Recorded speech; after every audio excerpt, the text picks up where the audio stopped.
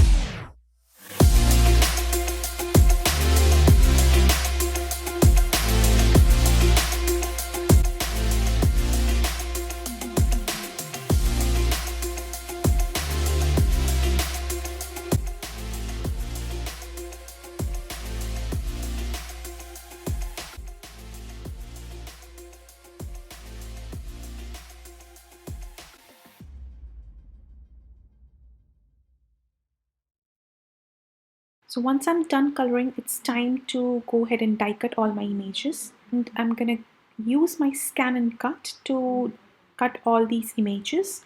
And here I just wanted to show you quickly how I use my brother's scan and cut mat.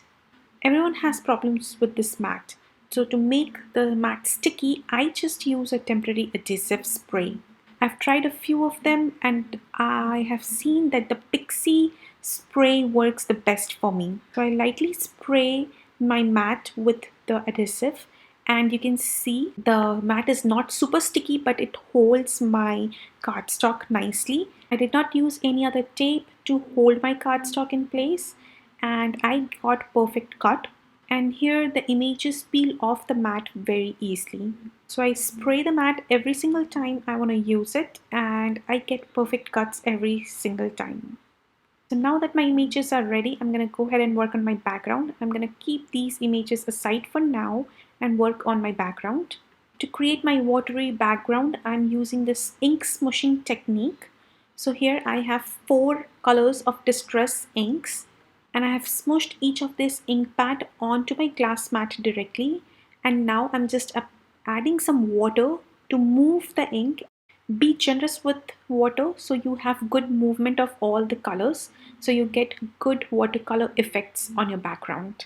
That is the reason I'm using a watercolor cardstock instead of a regular cardstock, because I wanted my cardstock to handle water properly and watercolor cardstock will do that. So I have my first layer of ink on my cardstock and I just set it with my heat gun, and now I'm just going to go ahead and add a second layer of color to my background to get a little bit more depth, and that's it. I'm going to leave it to dry while I clean my work surface here.